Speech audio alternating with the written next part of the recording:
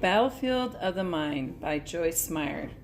Part 3, Wilderness Mentalities. I'll be reading the introduction and chapter 16. Introduction. Deuteronomy chapter 1 verse 2 says, "It is only 11 days' journey from Horeb by the way of Mount Seir to Kadesh Barnea on Canaan's border, yet Israel took 40 years to get beyond it." The people of the nation of Israel wandered around the wilderness for 40 years, making what was actually an 11-day journey. Why? Was it their enemies, their circumstances, the trials along the way, or something entirely different that prevented them from arriving at their destination? As I was pondering this situation, God gave me a powerful revelation that has helped me personally as well as thousands of others. The Lord said to me, "The children of Israel spent 40 years in the wilderness making an 11-day trip because they had a wilderness mentality." You have stayed here long enough. In Deuteronomy chapter 1 verse 6, it says, "The Lord our God said to us in Horeb, 'You have dwelt long enough on this mountain.'" We really shouldn't look at the Israelites with such astonishment because most of us do the same thing they did. We keep going around and around the same mountains instead of making progress.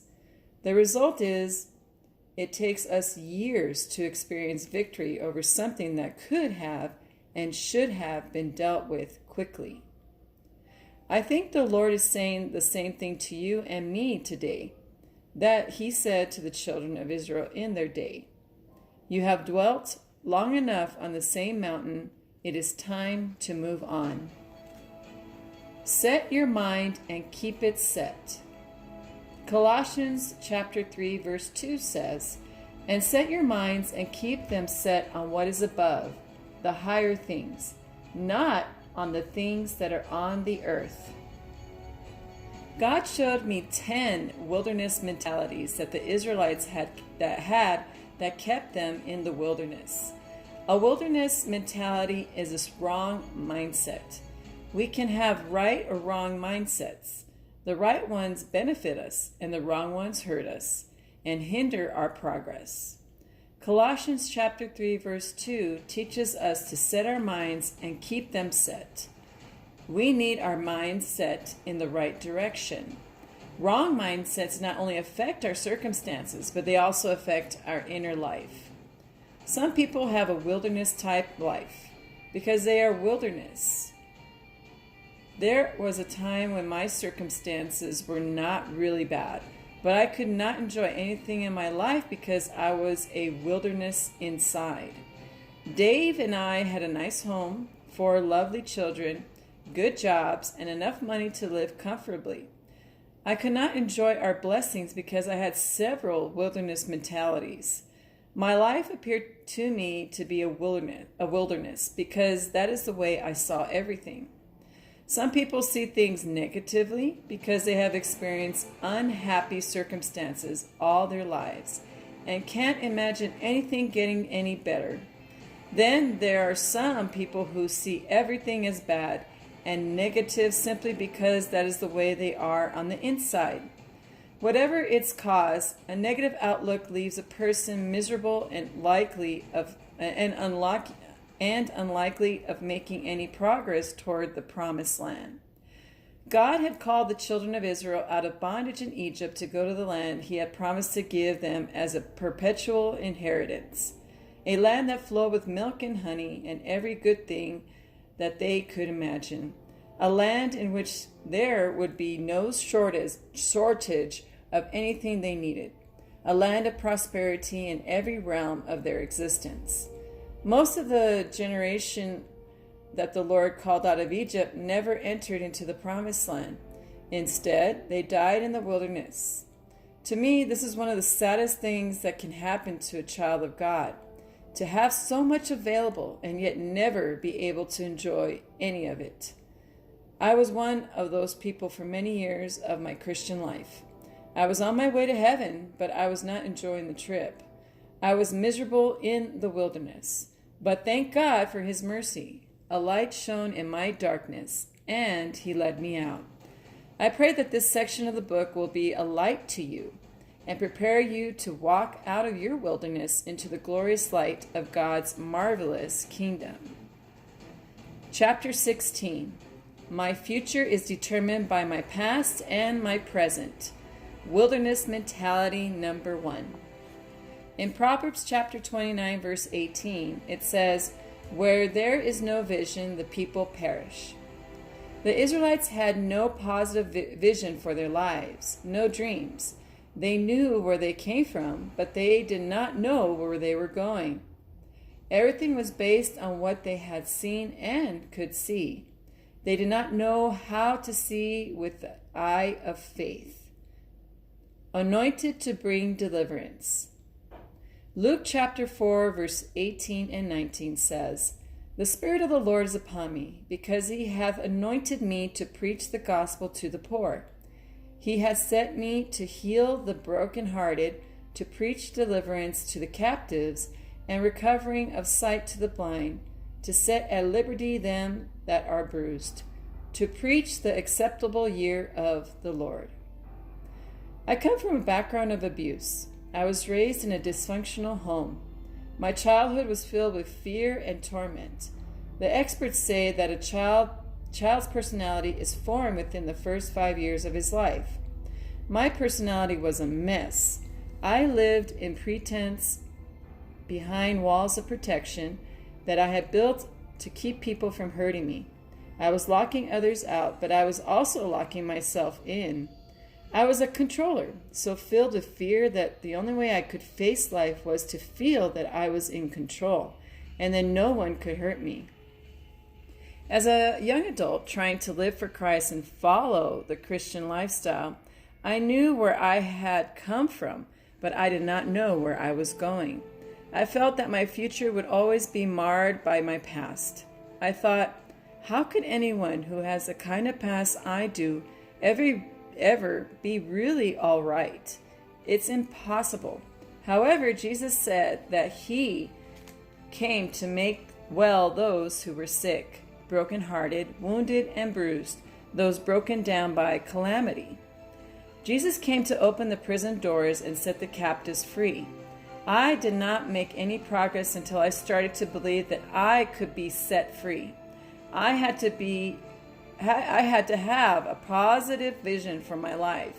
I had to believe that my future was not determined by my past or even my present. You may have had a miserable past. You may even be in current circumstances that are very negative and depressing. You may be facing situations that are so bad it seems you have no real reason to hope. But I say to you boldly, your future is not determined by your past or your present. Get a new mindset. Believe that with God all things are possible.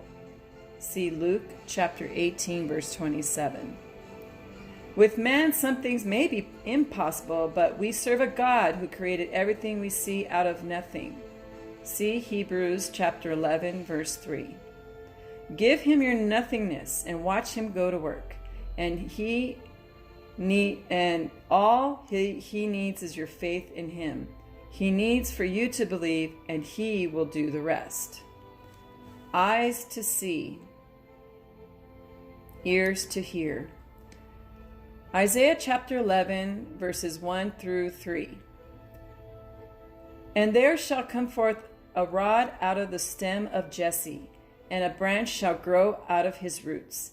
And the Spirit of the Lord shall rest upon him, the Spirit of wisdom and understanding, the Spirit of counsel and might, the Spirit of knowledge and the fear of the Lord, and shall make him of quick understanding in the fear of the Lord. And he shall not judge after the sight of his eyes, neither reprove after the hearing of his ears. We cannot judge things accurately by the sight of our natural eyes. We must have spiritual eyes to see and ears to hear. We need to hear what the Spirit says, not what the world says. Let God speak to you about your future, not everyone else. The Israelites continually looked at and talked about the way things were.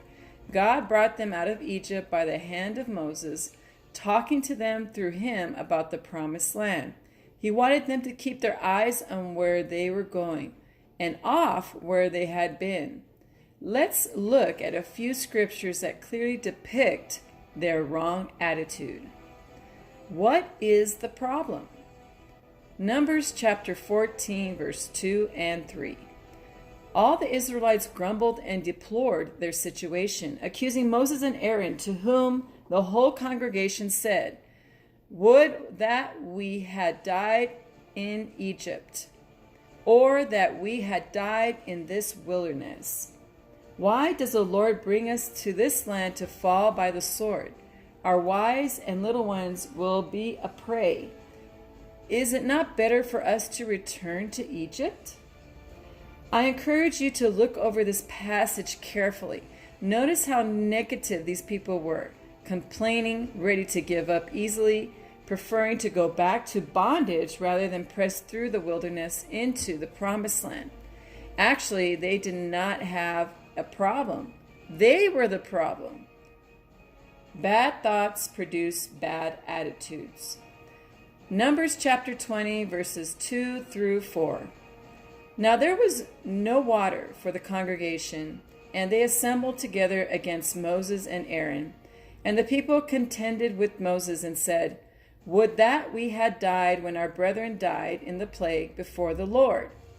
And why have you brought up the congregation of the Lord into this wilderness, that we should die here, we and our livestock?" It is easy to see from their own words that the Israelites were not trusting God at all. They had a negative failure attitude. They decided they would fail before they really got started, simply because every circumstance was not perfect. They displayed an attitude that came from the wrong mindset. Bad attitudes are the fruit of bad thoughts. A lack of attitude of gratitude. Numbers chapter 21, verses 4 and 5.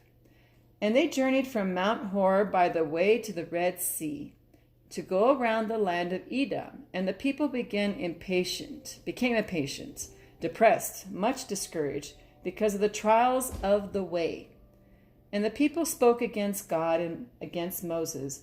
"Why have you brought us out of Egypt to die in the wilderness? For there is no bread, neither is there any water, and we loathe this light, contemptible, unsubstantial manna." Along with the other bad attitudes we have already seen in the previous scriptures, in this passage we see evidence in the Israelites of a tremendous lack of gratitude. The children of Israel simply could not quit thinking about where they had come from and where they were long enough to get where they were going. It would have helped them to consider their forefather Abraham. He went through some disappointing experiences in his life, but he did not allow them to negatively affect his future. No life with strife. In Genesis chapter 13, verses 7 through 11. And there was strife between the herdsmen of Abram's cattle and the herdsmen of Lot's cattle. And the Canaanite and the Perizzite were dwelling then in the land, making fodder more difficult to obtain. So Abram said to Lot, "Let there be no strife, I beg of you, between you and me, or between your herdsmen and my herdsmen, for we are relatives. Is not the whole land before you? Separate yourself, I beg of you, from me. If you take the left hand, then I will go to the right. Or if you choose the right hand, then I will go to the left." And Lot looked and saw that everywhere the Jordan Valley was well watered. Before the Lord destroyed Sodom and Gomorrah, it was all like the garden of the Lord, like the land of Egypt as you go to Zoar. Then Lot chose for himself all the Jordan Valley, and he traveled east. So they separated. Abraham knew the dangers of living in strife. Therefore, he told Lot that they needed to be separate in order to walk in love and to ensure that there would be no strife between them in the future. Abraham allowed his nephew to choose which valley he wanted first. Lot chose the best one, the Jordan Valley, and they separated. You must remember that Lot had nothing until Abraham blessed him. Think of the attitude that Abraham could have had, but chose not to. He knew that if he acted properly, God would take care of him. Lift up your eyes and look. Genesis chapter 13, verses 14 and 15. The Lord said to Abram after Lot had left him, "Lift up now your eyes and look from the place where you are, northward and southward, and eastward and westward. For all the land which you see I will give to you and to your posterity forever." This passage clearly reveals that even though Abraham found himself in less desirable circumstances after his separation from his nephew, God wanted him to look up from the place where he was to the place that he wanted to take him. Abraham had a good attitude about his situation, and as a result, the devil could not keep the blessings of God from him. God gave him even more possessions than he had enjoyed before the separation and blessed him mightily in every way. I encourage you to take a positive look at the possibilities of the future and begin to calleth those things which be not as though they were. Romans chapter 4, verse 17. Think and speak about your future in a positive way according to what God has placed in your heart, and not according to what you have seen in the past or even seeing now